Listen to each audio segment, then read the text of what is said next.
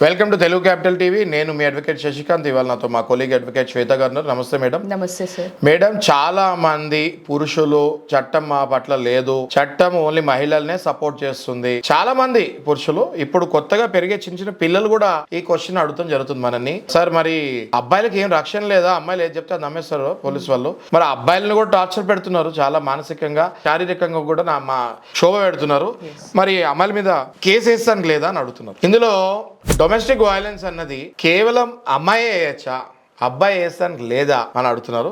రీసెంట్గా మనం కొన్ని కేసులు చేస్తాం, దాన్ని వివరిస్తూ మీరు చెప్పండి మేడం. సార్, డెఫినెట్లీ ఈ 498 కేసెస్ ఏవైతే ఉన్నాయో, ఎంత ఫ్రీక్వెంట్గా పడుతున్నాయో, ఇప్పుడు అదే క్రూయల్టీ అనేది అబ్బాయి మీద కూడా జరిగి ఉంటే పోలీస్ స్టేషన్కి వెళ్తే కంప్లైంట్ తీసుకోరు. రీసెంట్ ఇన్స్టెన్స్లో ఏం జరిగింది అని అంటే, వైఫ్ హస్బెండ్ ఒంటి మీద సలసలగాగే నీళ్లు, దాంట్లో చిల్లీ పౌడర్, కారం పొడి వేసి ఆయన మీద పోసేసి ఫోన్ లాక్కొని బయట నుంచి డోర్ పెట్టేసి వెళ్ళిపోయింది సార్.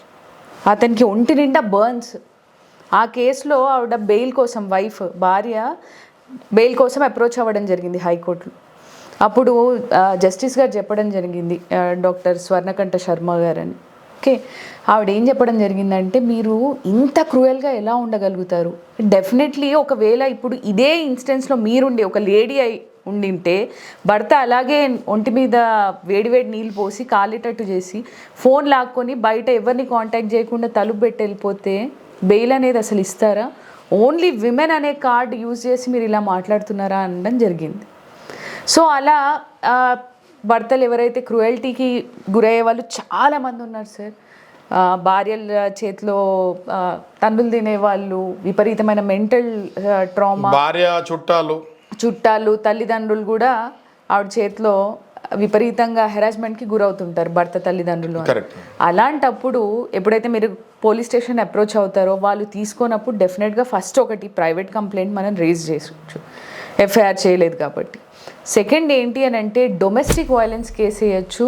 మీ తల్లిగారి తరపు నుంచి కోడల పేరు మీద అత్త వేస్తుందన్నమాట, కోడల పైన డొమెస్టిక్ వైలెన్స్ కేసు డెఫినెట్గా వేయచ్చు సార్. రీసెంట్గా ఇప్పుడు మనకు ఒక కేసు వచ్చింది. ఏంటి, ఆ కోడలు పెట్టే టార్చర్కి ఆ అత్తగారికి గుండె నొప్పి వచ్చింది. వారానికి ఒకసారి కోడల వైపు తల్లిదండ్రులు, అన్న తమ్ముడు అందరు రావడము, ఓన్లీ తల్లి కొడుకు ఉంటారు భార్యతోని. ఆమెకి ఎవ్వరు లేరు కాబట్టి ఈ కొడుకు చాలా అమాయకుడు, తల్లి కొడుకు ఉంటారు. ఈ వైఫ్ బాగా రాక్షసి.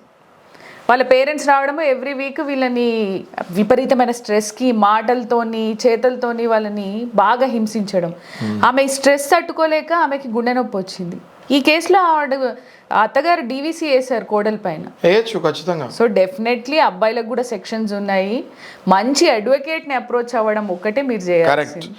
చాలా బాగా చెప్పారు మేడం. డొమెస్టిక్ వైలెన్స్ అంటే అది క్రియేట్ చేసింది, ఆ యాక్ట్ క్రియేట్ చేసింది మహిళలకి, కోడళ్ళకనే కాదు. అది మీ ఇంట్లో అత్తగారులు కానివ్వండి, చెల్లెలు కానివ్వండి, అక్కలు కానివ్వండి, అమ్మని కొడుకు హింస పెట్టినా కూడా ఆ తల్లి కొడుకు మీద డొమెస్టిక్ వైలెన్స్ కేసు వేయచ్చు. ఇవన్నీ చాలామందికి తెలీదు. అందుకే మేడం ఏమన్నారంటే, మీరు మంచి అడ్వకేట్ని అప్రోచ్ అవుతే చాలు, మీ ప్రాబ్లం ఎలా సాల్వ్ అవ్వాలో అలా సాల్వ్ అయిపోతుంది. అత్తగారు వేయచ్చు కోడల మీద, తల్లి వేయచ్చు కొడుకు మీద, అక్క వేయచ్చు తండ్రి మీద, చెల్లి వేయచ్చు అన్న మీద.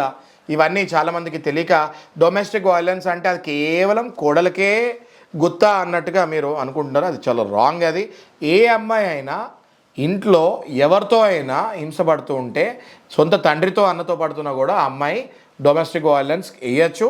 ఈ మధ్యలో మనము ఢిల్లీ హైకోర్టులోనో ఎక్కడో కొన్ని జడ్జిమెంట్స్ చూసాము, సొంత తండ్రి మీద కూడా డొమెస్టిక్ వైలెన్స్ కేసు ఒక పాప వేస్తాం జరిగింది. సో దయచేసి మీరు ఇలాంటి వీడియోలు మేము ఏదైతే మీ గురించి ఎంతో కష్టపడి చేస్తున్నామో, ఇట్లాంటివి అవేర్నెస్ క్రియేట్ చేస్తానికి మీ ఫ్రెండ్స్కి షేర్ చేయండి. మీ ఫ్రెండ్స్కి షేర్ చేస్తే వాళ్ళు ఎప్పుడైనా ఇలాంటి ఇబ్బందుల్లో ఉంటే మేము ఇచ్చే మెసేజ్ ద్వారా వాళ్ళకి నాలెడ్జ్ పెరుగుతుంది, వాళ్ళకు మంచి అడ్వకేట్ని అప్రోచ్ అయ్యి వాళ్ళ ప్రాబ్లమ్ సాల్వ్ చేసుకుంటాం జరుగుతుంది. చాలా చక్కగా చెప్పారు madam. Thank you very much. Thank you sir.